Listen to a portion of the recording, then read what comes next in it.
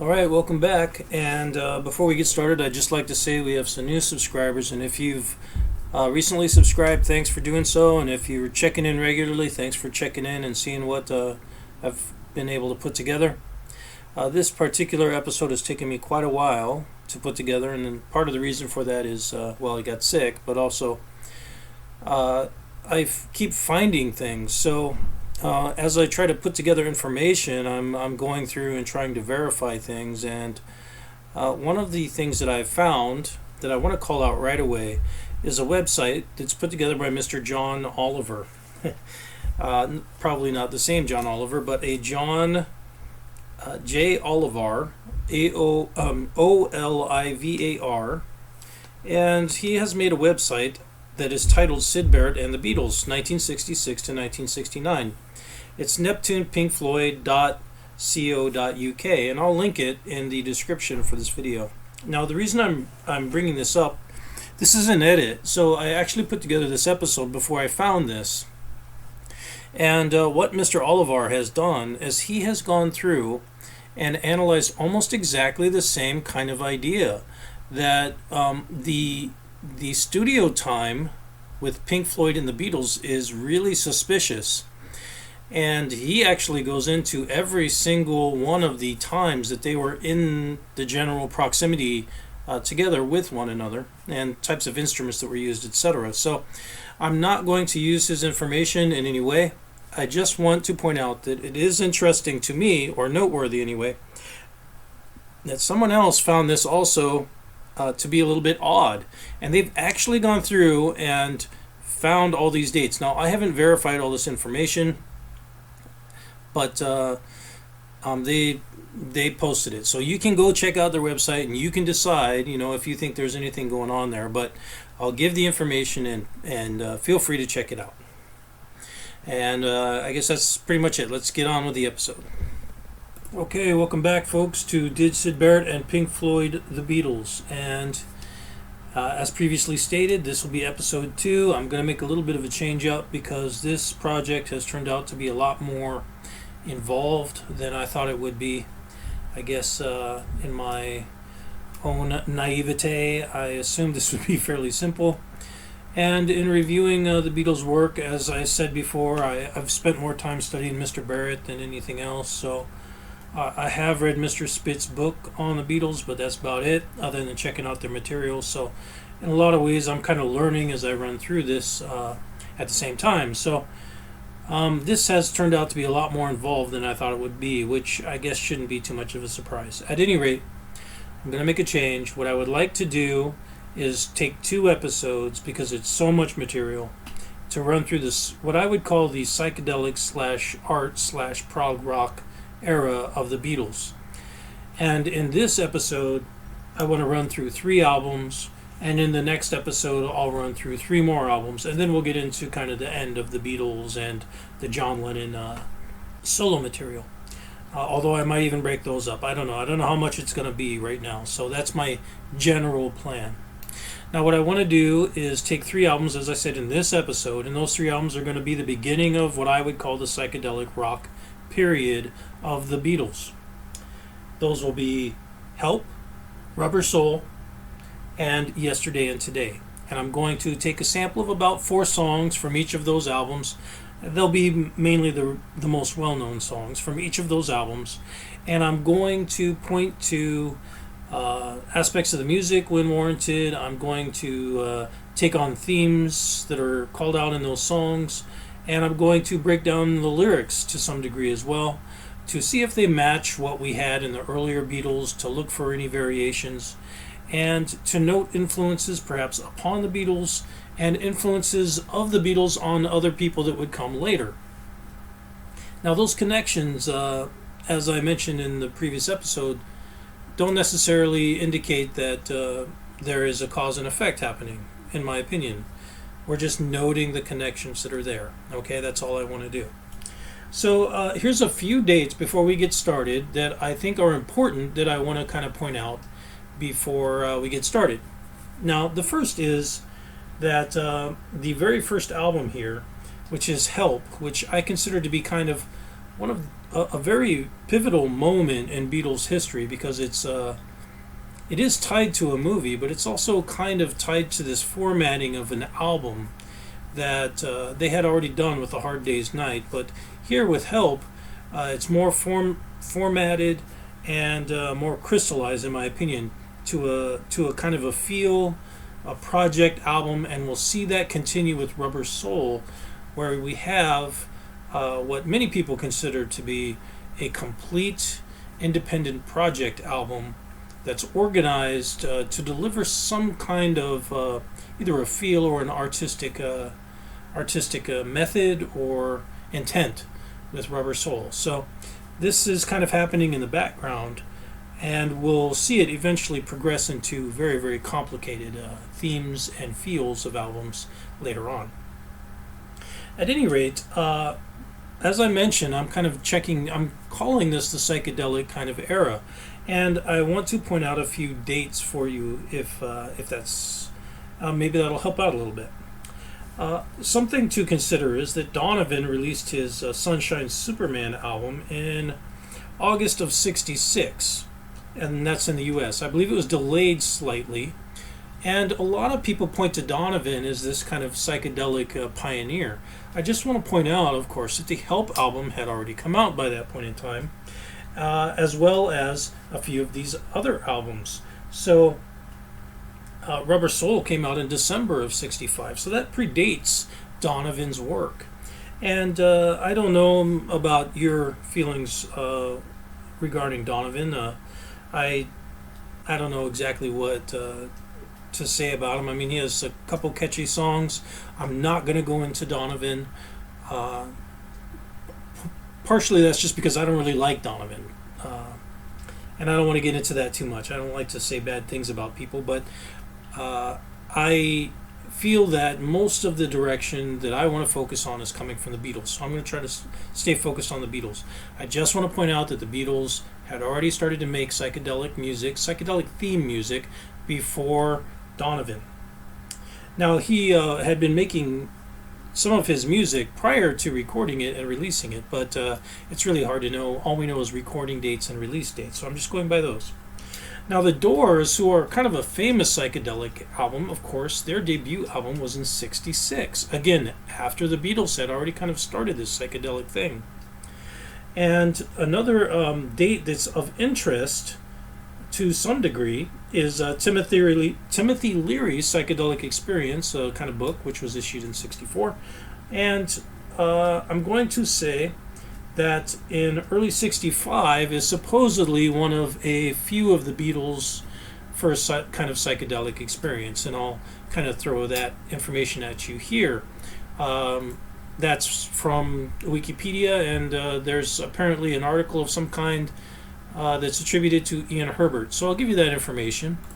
At any rate, you can kind of tell from that timeline that the psychedelic movement was kind of underway.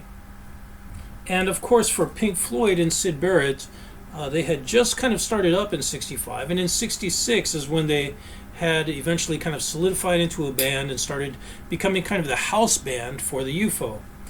And of course, in '67 is when they would record their Piper at the Gates of Dawn album, the same time as the Beatles. So there are a few interesting things, or interesting dates there, I guess, to call out.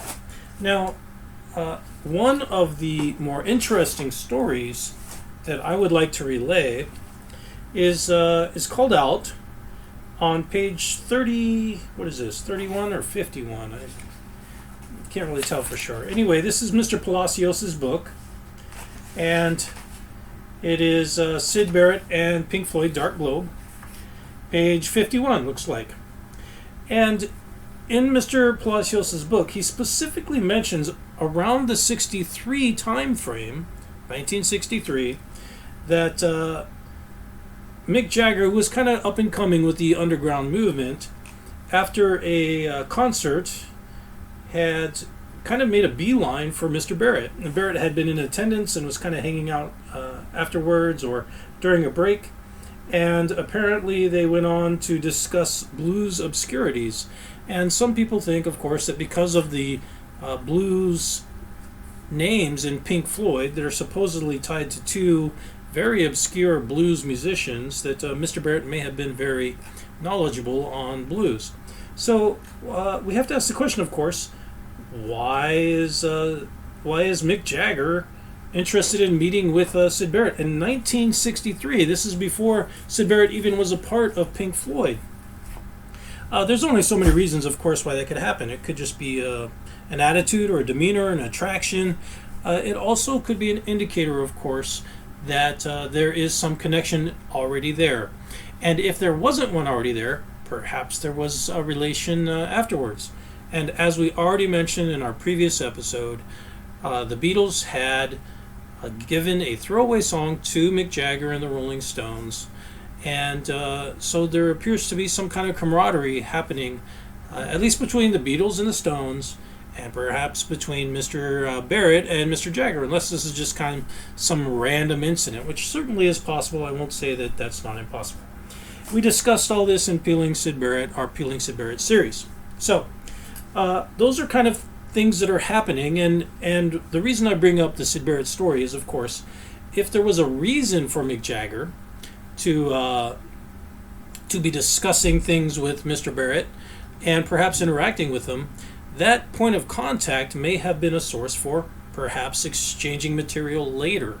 So after 63, and if Mr. Barrett is perhaps known to Mr. Jagger, who is apparently known to the Beatles, then that would be an indicator of a possible flow of information. So that's part of the reason why I want to tear this stuff down and see if I can find any kind of connections between the Beatles and Pink Floyd, etc.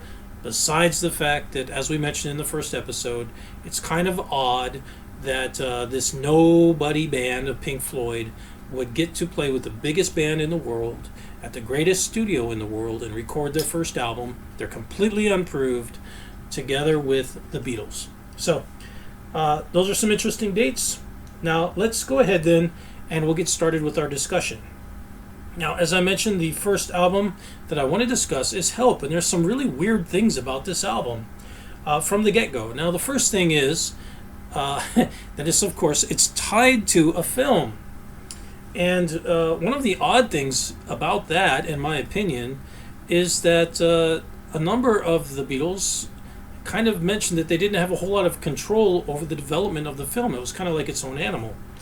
And there are some really strange things that are kind of happening in, if you're not familiar with the plot of that movie, you can go look it up, but basically it has to do with this ring that's tied to a kind of nutty religious sect that identifies someone that's going to be sacrificed, and Ringo gets a hold of it or something and he can't get it off. So this sect comes looking for him to have him be the victim, and I won't ruin the whole thing for you, but I just want to point out this idea of being a chosen one and having this kind of these people think that you're someone that you're not and everything. That's exactly the same theme as Life of Brian. Just want to point that out. Now, another interesting thing to me, or a strange coincidence, I guess you could say, is that the director of the film, Mr. Lester, is he's tied to the Goon Show, as was, I believe, George Martin. So you have two people that are tied to the Goon Show, and I want to say that both Mr. Palacios and Mr. Chapman mentioned that Mr. Barrett had a fondness for the Goon Show. I don't know if that means anything. I'm not familiar with the Goon Show, but basically it sounds like most people in England were fans of the Goon Show. It's just odd that the people that are associated with the Goon Show are also making this film Help, like Mr. Lester and Mr. Martin, and they're also involved with the Beatles. So, it's kind of an odd plot and kind of an odd film. Now, another thing that's really odd about this, and there's a whole conspiracy about this that I wasn't aware of until today, and that is that the semaphore, or the flag waving of the Beatles members on the album cover, doesn't match the letters Help. It actually stands for NVJU or NVUJ, and there's different stories for why that might be, but I believe the US version is NVUJ. Now there is a conspiracy theory about this that actually that NVUJ would stand for New Vocalist John Unknown, or Unknown John, or something like that, indicating perhaps that John is no longer working with the Beatles, John Lennon. Now that's really strange to me, but in our Did Syd Dark Side of the Moon, the film Dark Side of Oz, we kind of discussed this idea of abbreviations kind of standing for things, and it is odd to me that they would have the cover of Help not actually spell out help. Now I want to point out of course that there is another possible source of NVUJ, which could possibly be New Vocalist Unknown Jr., or new Vocalist Unknown Joins. And who could that new vocalist be? Or perhaps even it means New Visionary Unknown Joins, or something along those lines. At any rate, if that's true, then are there things in here that indicate another hand is kind of operating on the Help album? It is, in my opinion, a little bit different than earlier things that the Beatles were making. So we'll try to see if we can find anything like that in here. For the record, though, I just want to point out, as per the quote that I used to start this episode, very similar to the idea of buyer beware, that this idea, as we mentioned in the Dark Side of Oz, Did Syd Dark Side of Oz, this idea of hiding things and making a confusing hidden show is something that can draw people in, and the artist Marcel Duchamp specifically was aware of this and utilized this in his works of art. So of course marketing people would know these things, and the idea that nowadays people say, oh, it circumvents expectation or something like that. It's the same idea. The idea that people think that they have a grip on things and they look for little Easter eggs and it draws in their attention can be an extremely effective marketing tool. And for that reason, the NVUJ may be used by somebody specifically to draw people in and kind of make them recognize that things aren't quite right and ask the question. That's a very human thing. What's going on? Why is it like that? And then want to buy it. So people want to go out and buy the album even more to figure out what's going on. So anyway, that's pretty much it. The only thing else I'll say about this, and this is a little bit off to the side, is that this idea of semaphore or waving flags to relay information is used in the lyrics of Mr. Barrett's song Wolfpack. We specifically mentioned this in our Peeling Syd Barrett series, Peeling Syd Barrett Wolfpack. And he says waving back information. So the idea of waving information is relayed in the imagery of semaphore. So that's here on this album. It's just kind of an odd... now the lyrics say in formation, but of course that can be taken as waving back information, which is kind of what you do with semaphore. So just want to point that one out. All right, so let's go ahead and get started then. I guess the first thing I'll kind of point out is that the album was released in early '65. Again, Abbey Road. Again, George Martin is our producer.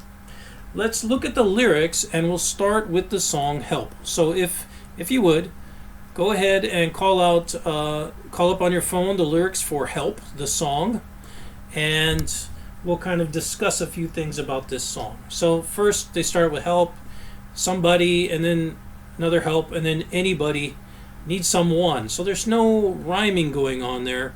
It's just body, somebody, anybody, everybody. Very simple. And let's go to the first verse. The line is that when they were younger, much younger than today, didn't need anybody's help in any way. So today is rhymes with way. This is, again, very simple end of line rhyme. And those days are now those days are gone. Not so self-assured. Change my mind and open up doors. Okay, so There's a few things right there in that line. First off is there's an inline rhyme. So now I find, change my mind.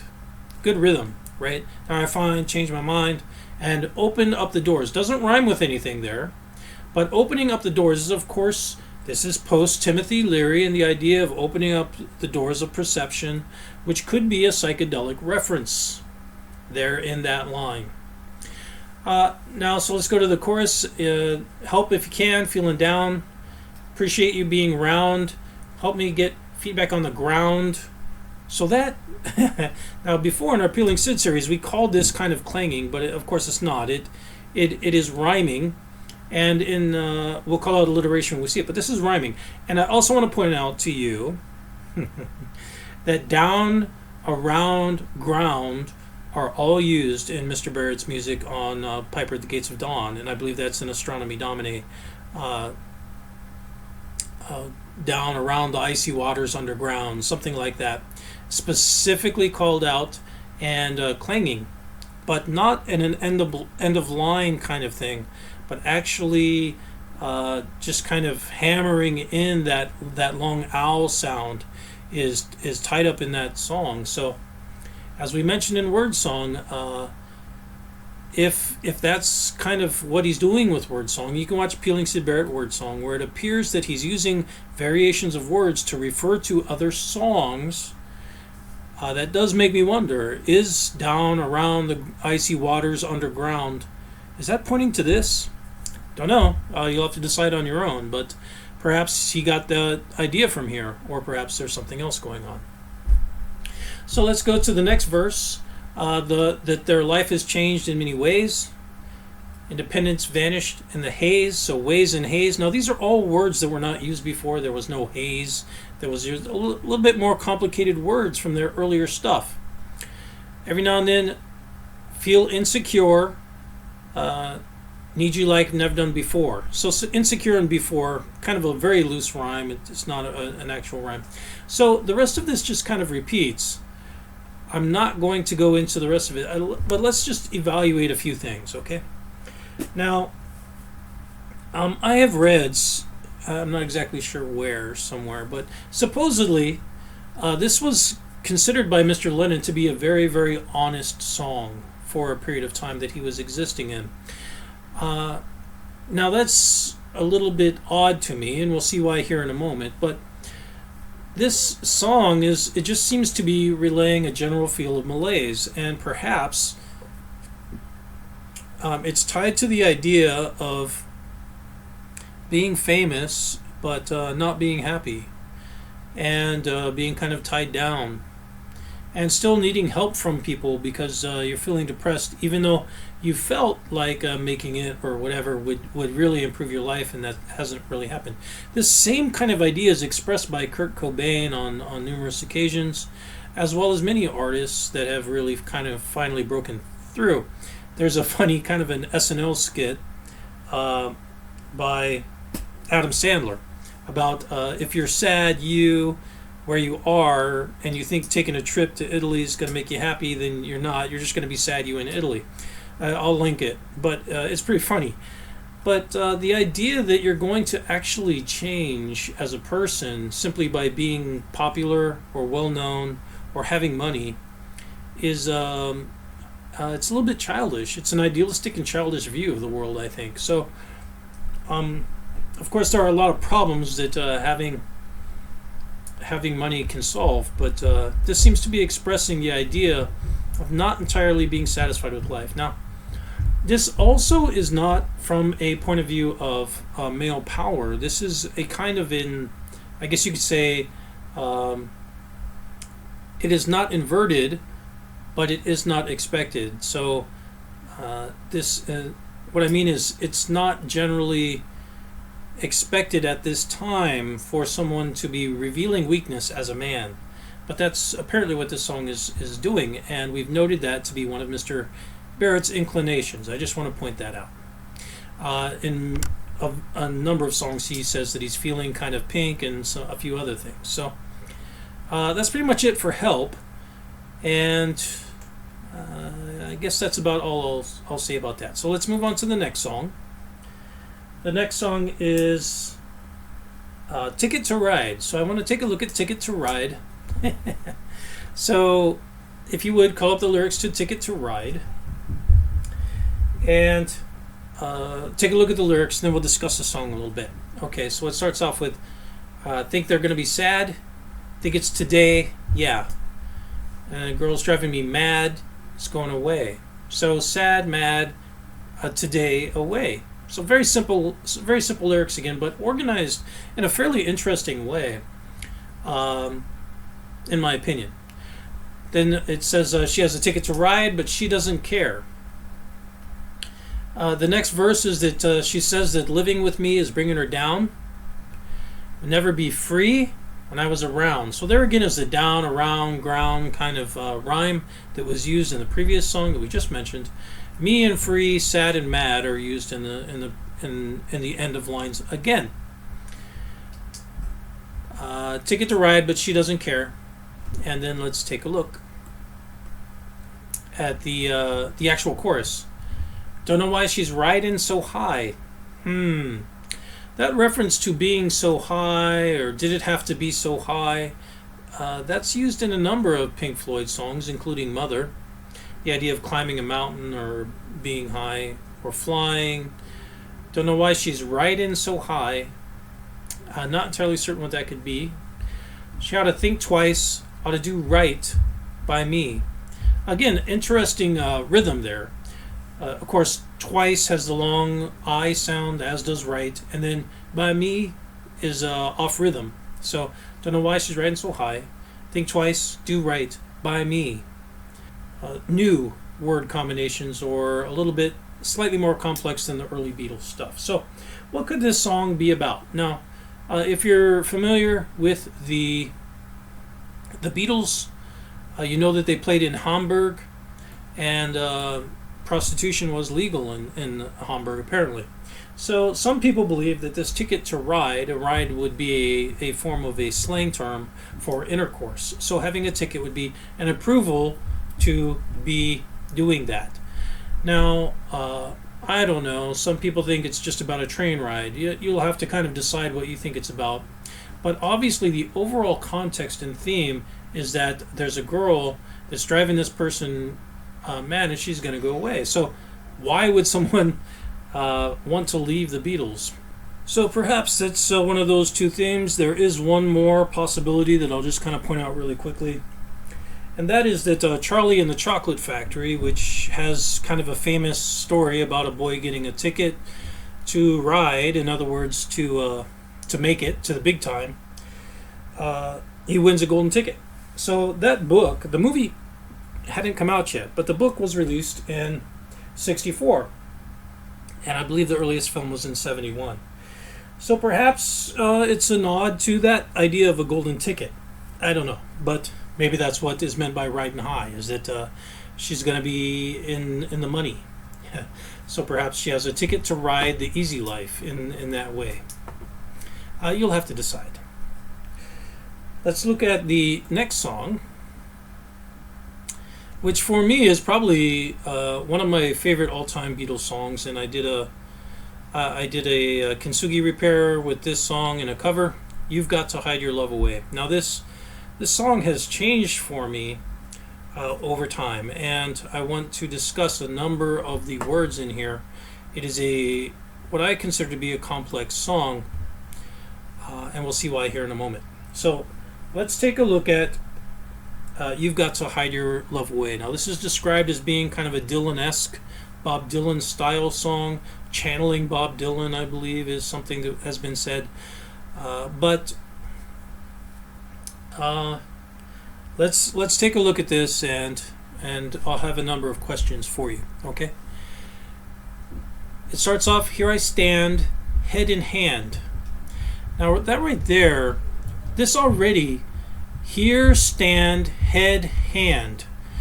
Just recognize that there is a lot of rhyme internally as well as alliteration. The H sound, the D sound, and the N sound. So stand, head, hand.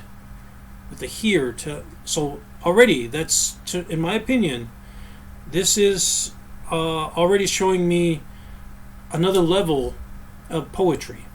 Okay, so they turn face to the wall. All right. Now the wall can symbolize many things. Now we've already discussed Pink Floyd's later use of the wall, not just in the film and the album The Wall, but also in from poetry of Million Miles of Moonshine on the Wall. That's called out in Chinese poetry, and I believe that's with Li Ho. So we've discussed all this in Peeling Syd Barrett. Now let's continue. If she's gone, can't go on. So again, inline rhyme. Feeling 2 foot small. So wall and small are rhyming. Yeah, but obviously you don't feel 2 foot small. You feel 2 foot tall. But small is a twist on that. It's very interesting. So she's gone, and someone can't go on, and they're feeling small because she's gone. Okay. Now, when I first heard this song, and I thought the Beatles, I asked myself, where's this song coming from? Is it just a made-up song? Okay, you'll have to ask that and answer it on your own. Is it just completely made up? Or is it actually trying to tell some kind of a coherent story? If so, this song now... Oh, sorry, I haven't been saying really who has been attributing to these songs. So, Help is mostly attributed to Lennon. Ticket to Ride is mostly attributed to John Lennon. And You've Got to Hide Your Love Away is mostly attributed to Lennon, although the Lennon-McCartney partnership is credited for each one of these songs. So, if you're aware of Mr. Lennon's history, you have to ask the question, who is this that is gone from his life? He was married at the time to Cynthia Lennon already. They had married, I believe, in 1962, around there. And they wouldn't be divorced for a number of years. Perhaps they married in 1964. I'm not exactly sure when, but I know they were married already. So, who is missing as a female from his life that would cause him to feel this way? The easiest answer is, of course, his mother. So, let's consider, is it possible that this is Mr. Lennon writing about losing his own mother? If so, why is he identifying Help as being an honest, emotional song and not this, in my opinion? In my opinion, this would be the honest, emotional song, wouldn't it? Well, let's keep looking and see what we can find. Okay, everywhere people stare, each and every day, and they're laughing at me, and I hear them say. Okay, so that again, there's day and say, and see and laugh at me. So again, inline rhyme. I can see, laugh at me, and I hear them say. Now there's a problem here, and I didn't grow up in England, so I don't know. But if this is actually telling a story about his own experience, who on earth would laugh at a child that was crying because his mother had been killed? So in that, just consider that verse. People are staring. Why would they stare? Well, perhaps they're just staring at him because he's crying. I don't know. And they laugh at him and they say, I mean, that's absurdly cruel. And I mean, I know that Western society can be fairly cruel, as many societies can be fairly cruel, but word of things like that tends to get around. I don't know. Maybe it's not understood by people laughing. I don't know. Anyway, hey, you have to hide your love away. A beautiful line. You have to hide your love away. Why do you have to hide your love away? Because the negative side of losing that love is vulnerability, and that vulnerability can be a source of pain. That's kind of the idea of this song. Now we can kind of see where it's going.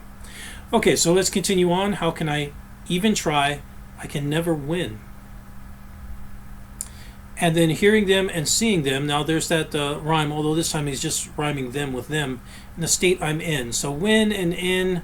Now that is a new pairing of rhymes compared to before, but very, very simple. The next verse, how can she say to me? So she and me is rhymed. Love will find a way.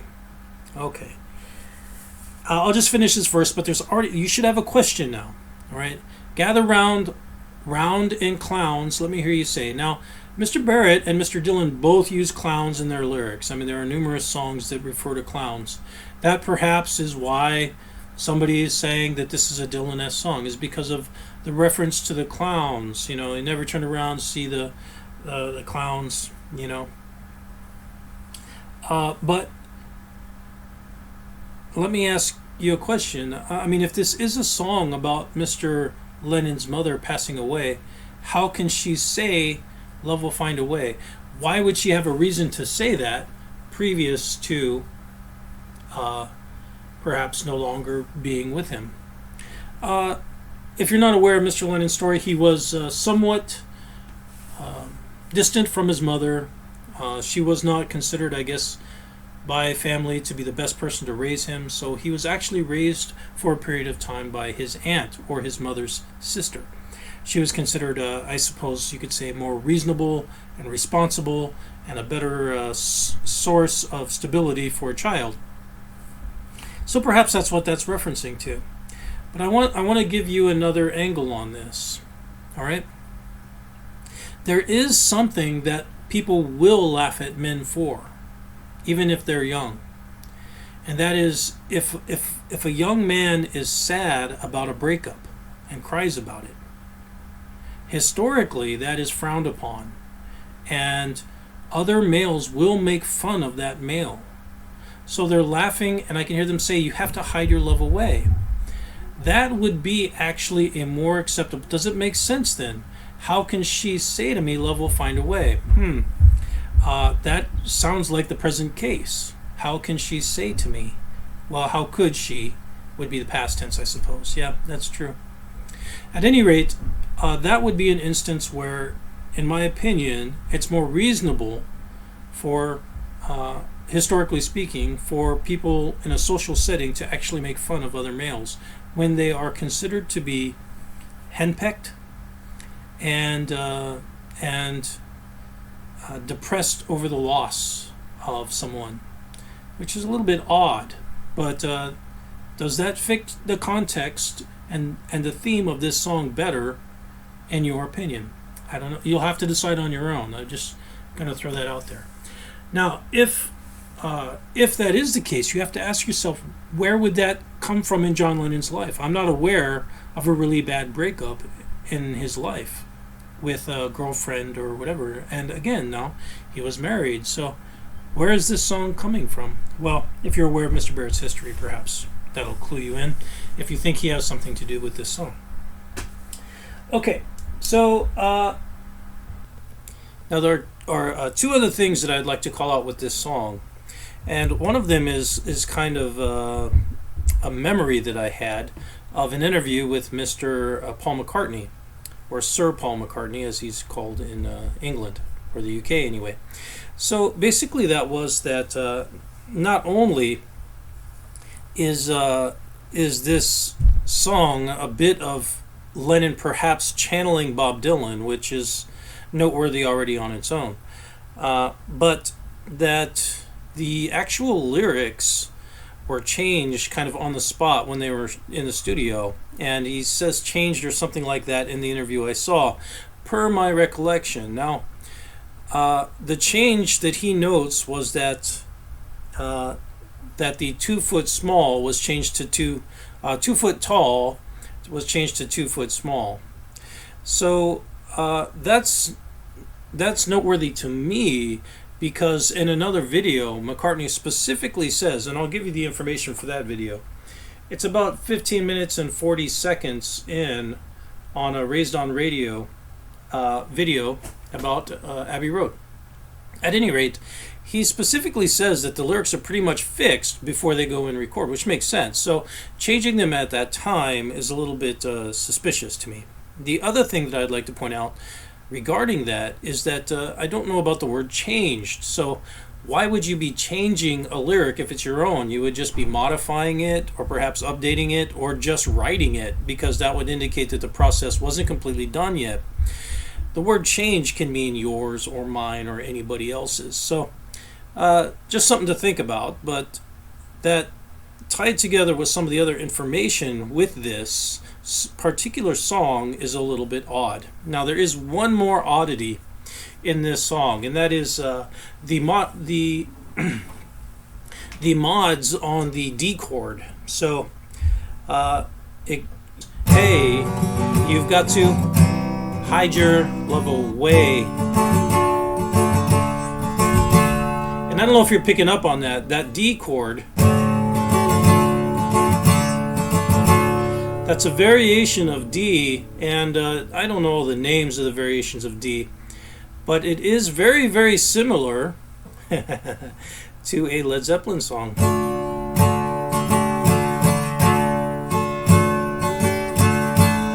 Which is the opening to Thank You by Led Zeppelin.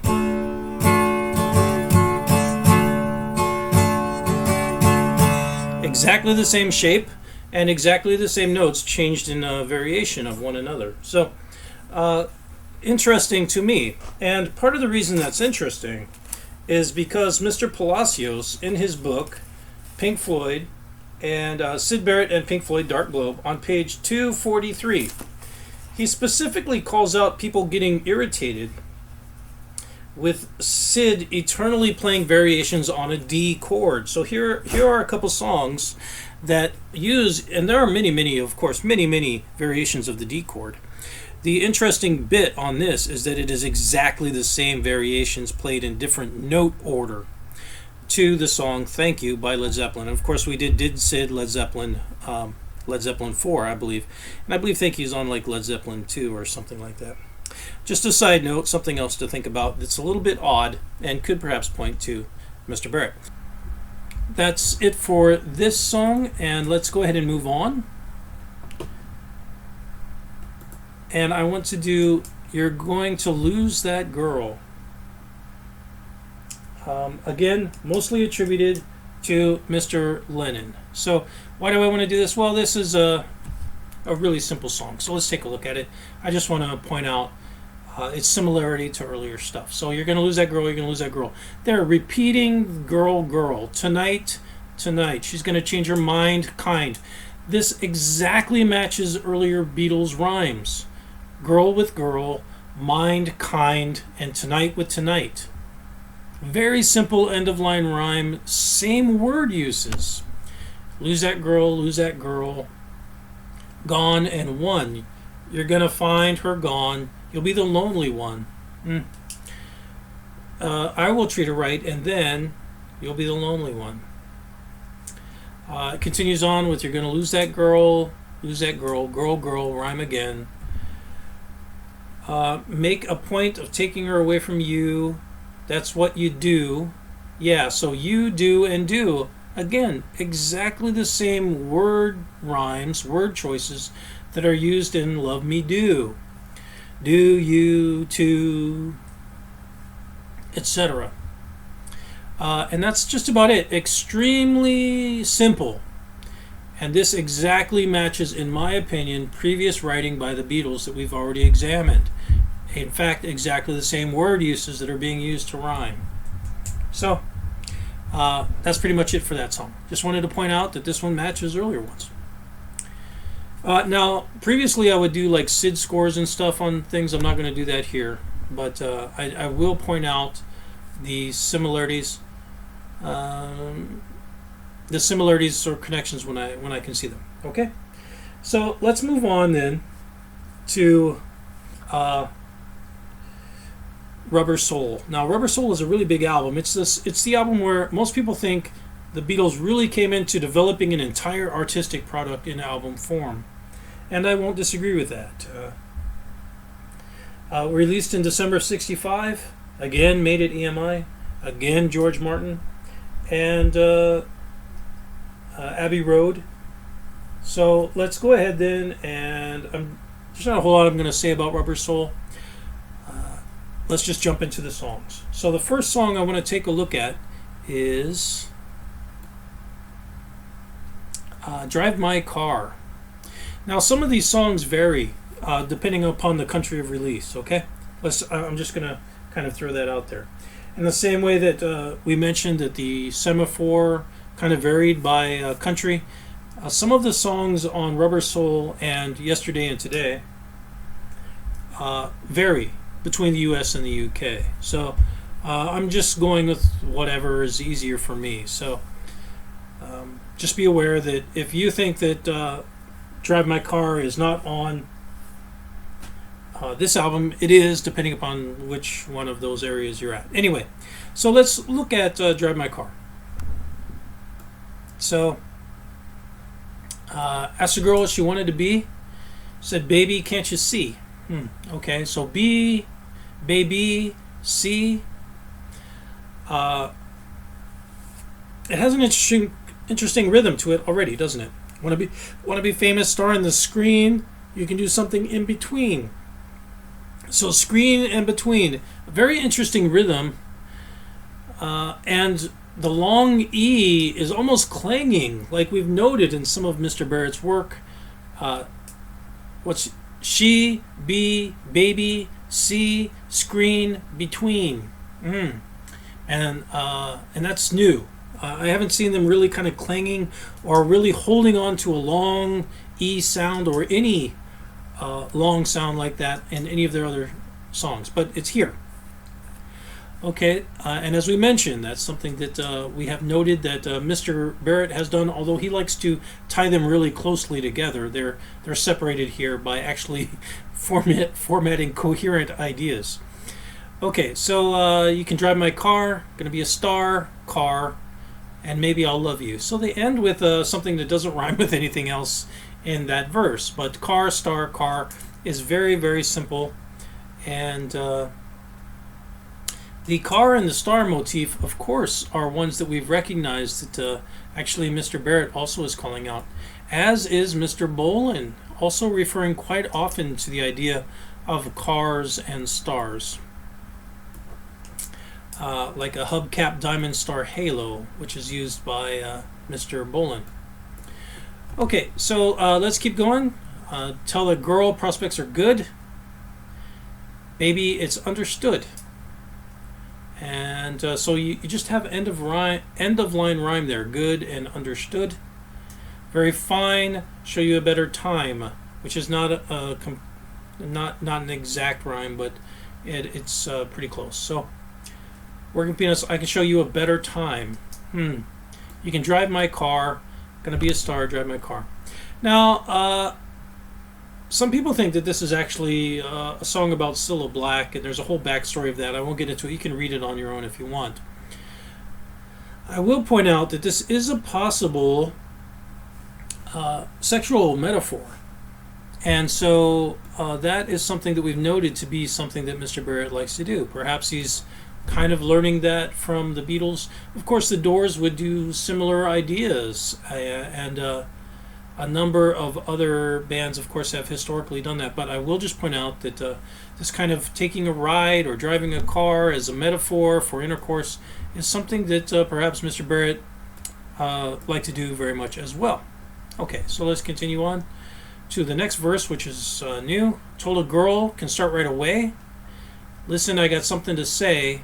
I got no car. It's breaking my heart. But I've got a driver, and that's a start. So she doesn't actually have a car. So that would seem to indicate, of course, that this is actually a metaphor. Away, say, heart, and start. So a cool little song. Interesting, I guess you could say, in its symbolism and its metaphor. Not really psychedelic, but still a pretty cool song. Well, another song, I guess. I'll do two more. Sorry. Is the song Michelle. I want to take a look at Michelle. If you would pull up the lyrics to Michelle. Now, Drive My Car is, again, attributed to Lennon and McCartney, though mostly McCartney. I didn't point that out. Sorry. So, let's look at Michelle, and that's a Lennon/McCartney tandem song, again, though mostly attributed to Mr. McCartney. And there's a whole backstory behind the development of this, and I'll just kind of take a look at a few things in the lyrics. Let's look at them real quick. Michelle, ma belle, words go together well, my Michelle. So, of course, the clanging on the L sound. This is all new, and I'll just kind of point out it does have French in it, which is new. I mean, I don't know if they have other French songs, but why French? If you're familiar with the Beatles, you know they spent quite a bit of time in Germany, so why didn't they do a love song in German? I don't know, maybe that's funny to some people, maybe they don't think that's appropriate, but I'm going to assume that the Beatles were more knowledgeable of German than French, since they had spent so much time in Germany. So why aren't there more German songs? Just wondering. Perhaps that is, again, something that wouldn't be entirely marketable not long after World War II, where the Germans have been vilified for the wrongdoings of a number, although certainly not all Germans, certainly a number of Germans. So perhaps that was something that wouldn't be viewed as marketable for whatever reason. But at any rate, let's continue on. Michel, Belle, sont des mondes qui vont très bien ensemble. Très bien ensemble. So, anyway, I won't get into all the French. I'm not going to try and break that down. Love you, love you, love you. That's all I want to say. Find a way. So say and way, and we've discussed Mr. Barrett's use of way many times. I'm going to find a way. He does songs like Milky Way and what all could be tied to the Milky Way. But this is very specifically mentioning a way to say the words that you'll understand. Very simple song. It's a beautiful kind of a love song, I think. The next verse, need to make you see what you mean to me. So it's just repetition, and then see in me until I do, hoping you will know what I mean. A long E sound at the end of all those, together with an embedded do and you. Kind of cool. Love you ends there. So it's well done, although incredibly simple. Again. And that's about it. I won't go into too much more of that song. Let's go ahead and move on to the next one. The last song that I would like to break down from this album.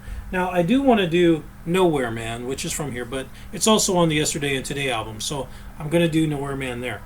Here, I'm going to do, the last song I'm going to do from this album is In My Life. So let's take a look at In My Life, which is really a wonderful song. It's, again, attributed to both Lennon and McCartney, although mostly John Lennon. And supposedly it calls out a number of places, kind of, or things that are tied to Lennon's memories of places like Liverpool, etc. So let's take a look and see what's in here. Take a look at the lyrics and see if we can detect anything kind of going on here. There are places that I'll remember all my life, though some have changed. Some forever, not for better. Okay, so I just want to point out now, that line is very simple. Forever, some forever, not for better. It doesn't make sense linearly. That combination of words is very poetic. It's relaying an idea, but it is not proper English. Some forever, not for better. And notice also that it is using phonetic alliteration. So forever, for better. It is tying up sounds that are very, very related. The F and the V in forever, and the B in better. And we've discussed how F, V, B, P kind of sounds are all tied together in the mouth, the same shape. Also, the T, forever, not for better, and the R. So we have F, V, B, T, and R. Sounds all in that line. It is hidden. And it is a little bit of genius in that line, in my opinion. Some forever, not for better. It's very easily overlooked. But it is poetry, and it is very well done. It's understated. Some have gone and some remain. Very simple. So we have changed and remain. Very loose rhyme now. Remember for better. Again, very loose rhyme. So it has the same ending, ending, and then the long A sound. Changed, remain. Though not perfect rhyme. Not exactly per tendency of the Beatles, but perhaps developing lyrically. Okay, let's look at the chorus. All these places had their moments, but lovers and friends I still can recall. Some are dead, some are living. In my life I love them all. Recall in all. Very simple end line rhyme. Okay, and then we'll look at the next verse. But of all these friends and lovers, no one compares with you. And memories lose their meaning when I think of love as something new. Okay, so now this song is mostly attributed to Lennon. So again, who is this person that no one compares with? Lennon was married at the time. You would have to assume if this is a love song, it would be speaking to his wife, but she wouldn't be gone. She was in the present tense. So who is this person that's gone again that this person can't stop thinking about? I'm just going to throw that idea out there. If this is an actual biographical song, who is this person? Again, is it a song perhaps about his own mother and his mother being gone? Or is this written from someone else's point of view who has lost a lover, but is not able to replace them and is overcome with thoughts of the past and losing friends and lovers and this particular person that's very important to them that is now gone? Okay, so the second version of the chorus, never lose affection. People and things went before. Stop and think about them. Now, affection and about them, same syllable count. Affection, about them, but not a rhyme, not a clean rhyme. Before and more, though, very clean. So this person is very comfortable with loose rhyme. This would, to me, would mark a development in Mr. Lennon, that he is more comfortable with making loose rhyme based on vowel sounds. Or of course perhaps could have input of another writer. You'll have to decide on your own. And that's pretty much it for Rubber Soul. So let's take a look at the last album that I want to run through today, and that is Yesterday and Today. Now the first thing I want to discuss about Yesterday and Today, I missed a song. Okay, let's go back. My mistake. I didn't do Norwegian Wood. So let's look at Norwegian Wood from the Rubber Soul album. Okay? Now, one of the things about Norwegian Wood is that I believe George Harrison is playing the sitar on this one. So, kind of cool. Kind of a cool sound that's going on there. And, one other thing. So I'm always forgetting these things. I have these things kind of loosely written down. But in the previous song, In My Life, there is a sped up piano portion that is meant to sound like a harpsichord. And that's put together by Mr. George Martin. Now that'll become important when I discuss Strawberry Fields Forever, because Strawberry Fields Forever also has this kind of slowed down, sped up effect. I just want to point out that In My Life, there's kind of a sped up sound of a piano that's being used to kind of sound like a harpsichord, I believe. At any rate, let's look at Norwegian Wood, which is kind of a fun song and has Harrison on sitar. Okay, and I don't know when Painted Black came out, but a similar kind of instrument developed. I believe it was after this. So there is a kind of an influence perhaps on the Rolling Stones from this song. Okay, so let's just go ahead and look at the lyrics. once had a girl, or should I say she once had me? Okay, now that right there is an inverse of sexual role. That's something we know Mr. Barrett would quite often do. Showed me her room, isn't it good? Norwegian Wood. Okay, so there's a lot there that could be taken as a sexual metaphor. There are many things there, including the idea of wood and being shown a room. Okay, so those are both possible sexual metaphors, which is something that we've indicated is something that Mr. Barrett did like to do. Perhaps learned from the Beatles. I don't know. You decide. Now, so the rhythm kind of changes, and it goes into this bridge of, she asked me to stay, and I could sit anywhere. So I looked around, noticed there wasn't a chair. So anywhere, no chair. So then the second verse starts. That's a very loose rhyme, anywhere and chair. But the rhythm of it is quite strange, and it is wonderful in many ways. So the second verse starts, sat on the rug, biding time, drinking wine. Okay, that's new. Time and wine.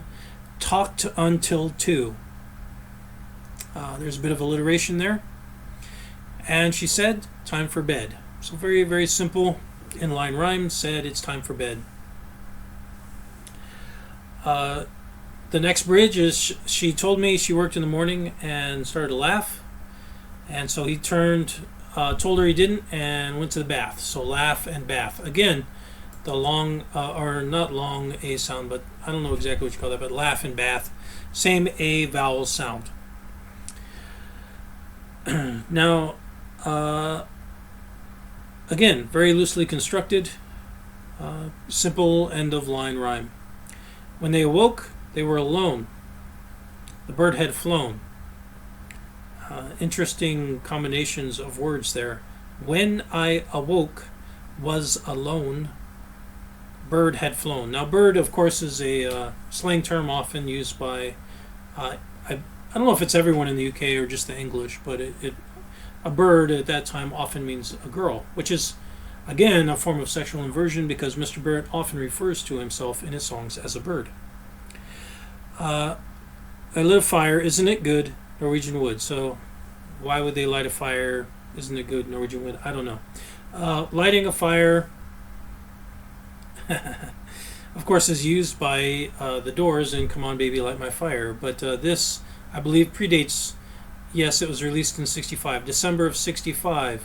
So lighting a fire could mean lighting up. And isn't it good, Norwegian Wood? Kind of a simple song. What exactly is being intended there? Some people take it to mean that he's vindictive and he's burning down someone's house or something. I take it, I take it, or I'll point you towards the idea that perhaps it's way more laid back than that. This could just be that there is still wood there because there has been no interaction. He's alone when he woke up. The bird had flown, so he lit a fire. In other words, he just had a smoke and chilled out, and still has, and there's still Norwegian Wood around. Kind of funny in a way, I guess you could say. So let's move on to the next album, and that is called Yesterday and Today. Again, now this cover is really odd. I just want to point that out. It's called the Butcher's cover. It generated a whole lot of I don't know what you would call it. It generated a lot of kind of outrage because it has all these kind of dismembered baby doll parts on it. And I'll just kind of show some of them here. But there are, I guess, kind of a number of reasons why this possibly would have been done. Supposedly, some people thought this was a kind of a stand against the Vietnam War, which of course was happening at that time. Some people believe that it's because some of their music or their albums was getting butchered. In other words, the albums and the work that they were doing was getting moved around, was out of their control. But I'll give you a third possibility here. And that is, at the time, of course, was a lot of women's lib. And there was an abortion act that was passed in 1967 in the UK, not long after this. So women's rights and the access to abortion has been something that has been tied to women's rights for a long time by a lot of people.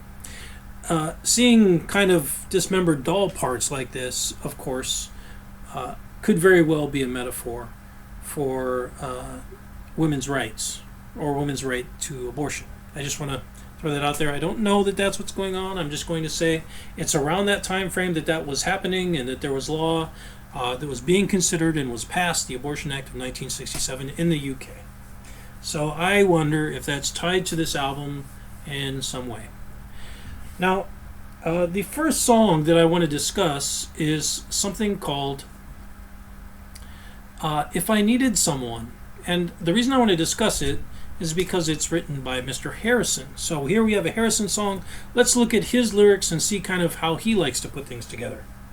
It starts off with, if I needed someone to love. If you would just pull the lyrics up on your own. You're the one I'd be thinking of. So love and of, if I needed someone. So it repeats the someone, someone. We've seen anybody, somebody, anyone, someone. This has been used before. But love and of, we've seen that before as well.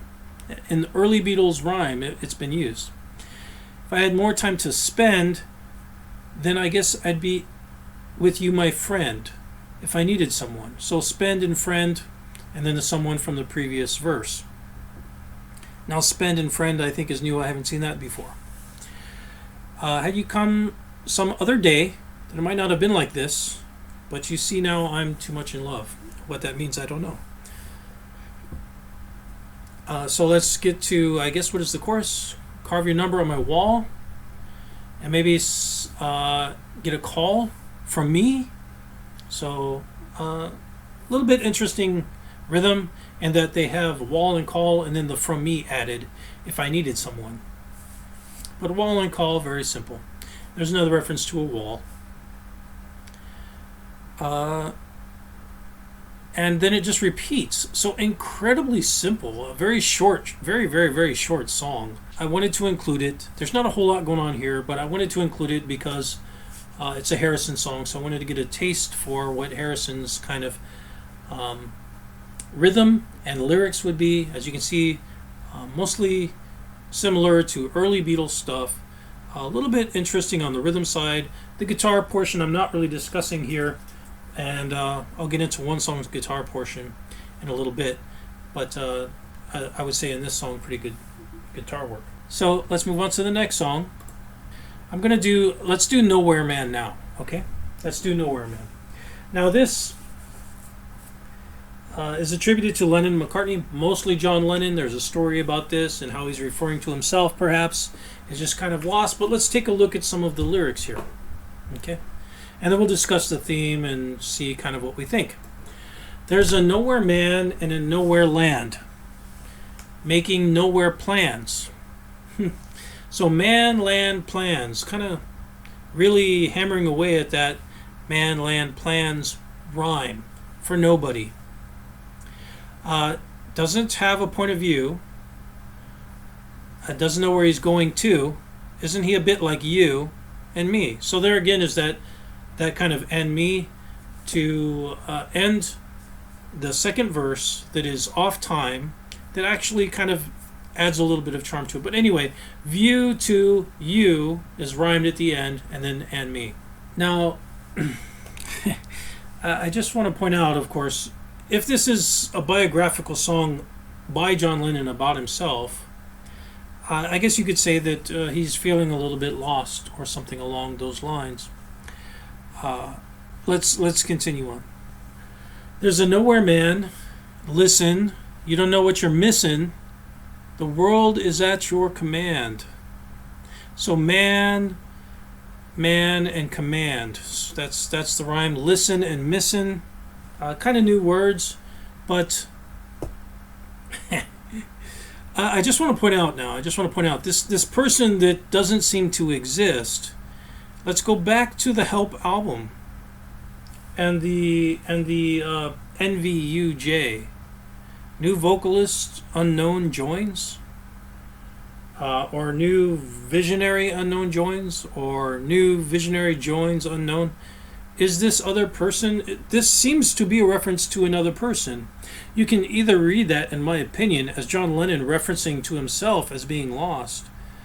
Is it possible that he's referring to another person on the outside? And what are the attributes of this person? This person's nowhere. He's kind of lost. Has a lot of plans. Doesn't really seem to have a point of view. You can decide who you think he's discussing here. But one thing I do think is that John Lennon has points of view. He goes out of his way later to make them quite well known. Perhaps he didn't at that time, but let's continue on. The third verse, he's blind as he can be and sees what he wants to see. So, be, he, see, man, can you see me at all? So whoever this nowhere man is, he can't really seem to see himself or see each other. Don't worry, take your time, don't hurry. Leave it all till somebody else lends you a hand. It seems to be a little bit of reassurance there. Worry and hurry, kind of a new rhyme there. Leave it all till somebody else lends you a hand. And then repeats of the second verse and the bridge. I don't know, you'll have to decide who all this could be. Of course, this idea of a nowhere man that isn't really in touch with everybody, I don't know. I mean, that's very similar to the character Pink from The Wall, isn't it? You'll have to decide on your own what you think, but that's a little bit close, I guess you could say, a little bit close for comfort. Okay, so let's take a look at two more songs and then we'll be done. Okay, the first one is We Can Work It Out, which is a really cool song. It's one of my favorite songs when I was young. I thought it was a really cool wordplay. So let's take a look at it. Now, this is a Lennon-McCartney song, supposedly mostly written by McCartney. So let's take a look at it. See it my way. Do I have to keep on talking? Can't go on. See it your way. So their way is repeating. Run the risk of knowing. Love may soon be gone. So on and gone. We can work it out. We can work it out. Very simple rhymes. Very simple structure. Good groovy rhythm. Think of what you're saying and then rhymes with saying. You can get it wrong and still think it's all right. Working out and get it straight or say good night. So all right and night. There's no inline rhyme. There's not a whole lot of alliteration going on. So all right and say good night. Now, the next portion here, I believe, is supposedly attributed to Mr. Lennon. Life is short, no time, fussing and fighting, my friend. There we go. There's some fun. There's some alliteration. Fussing and fighting, my friend. So that is an indicator to me of someone who's thinking poetically with words. The song itself, the two first verses there, are wonderful and beautiful musically. Very well done by Mr. McCartney. But the poetry of Mr. Lennon, assuming that this actually is him writing this portion, very short, no time, fussing and fighting, my friend. So that indicates that thinking of F, alliteration, the F sound. Always thought it's a crime. So crime is rhyming with time of the very first line. Ask you once again, try to see it my way. So they cut back into the chorus, try to see it my way. Only time will tell if I'm right or wrong. Fall apart before too long. So wrong and long. We can work it out, we can work it out. And then that just repeats. Fairly simple. Again, fairly simple. But there's an indicator in that line that Mr. Lennon does enjoy alliteration, assuming that's him that wrote that for fussing and fighting my friend line. That he has some kind of inclination for alliteration. Okay. Now let's take a look at the last song. Now, who would this possibly be about? Just to get back to the theme, okay? It's kind of an argumentative song, isn't it? That's not in line with Mr. Barrett's inclinations from what we know. he seems to demur from argument and then just kind of get really angry. Which is what you often see from people that are very shy. They will avoid confrontation, and then if you actually have a it'll be bad. This is an actual discussion argument, which is not really angry. It's kind of like haggling going on, which is what most people would consider to be a much more healthy way of interaction. Now,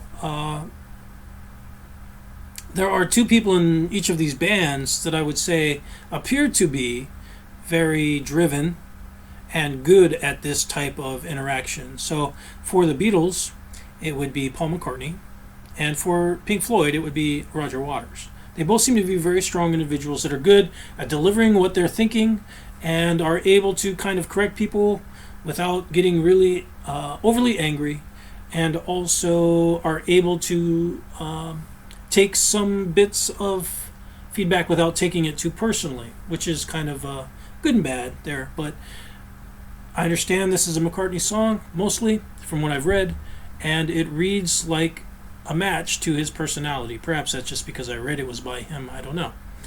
But all in all, a wonderful song. Okay, so let's go ahead, and I'll just point out very much on Barrett in the way that it's put together. Okay, so let's do the last song, and I saved this one for last because this song weirds me out. All right, it weirds me out for a couple reasons. So Daytripper,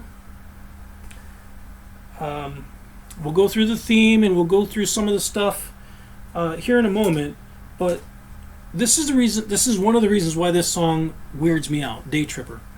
And it's because when I hear this song, the intro to this song, I hear Lucifer Sam.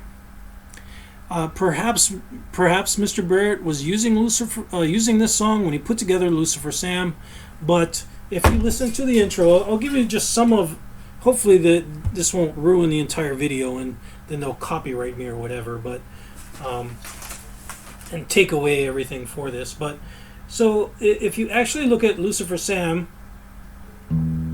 it kind of goes like this.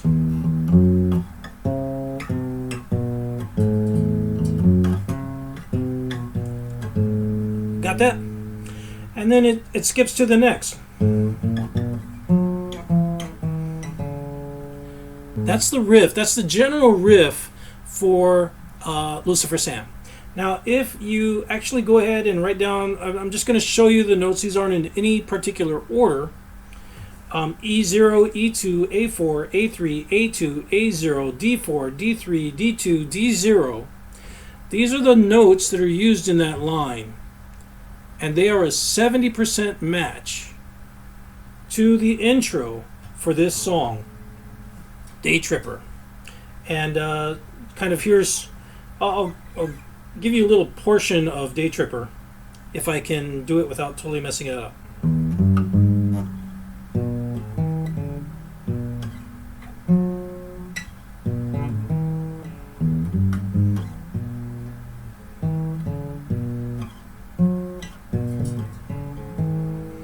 And then it moves up. And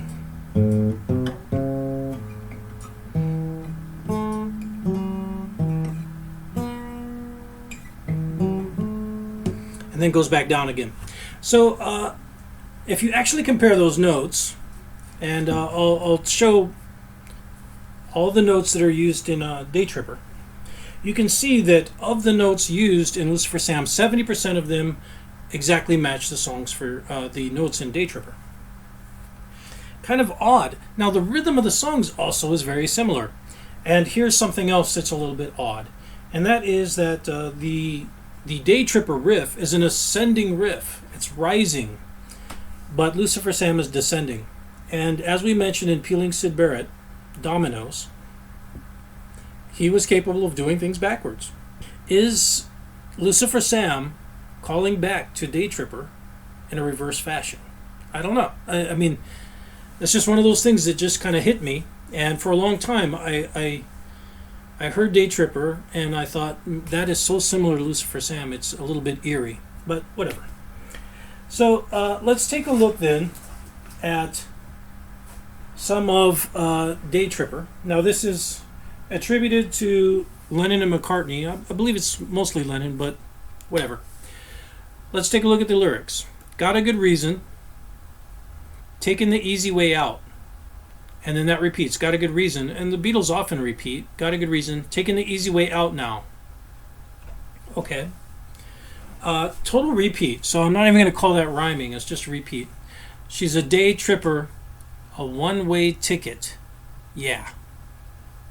Now, this idea of having a ticket, we kind of didn't mention this before, but this idea of ticket to ride, of course, having a ticket could obviously be a reference to a psychedelic experience, because substances like LSD were often placed on tabs, so the reference to a ticket could, of course, be a reference to a psychedelic tab.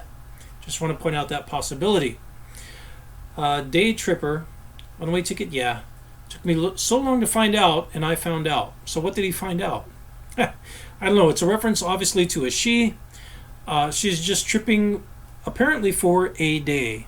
So this appears to be kind of a judgmental song about someone who's just doing something for a day.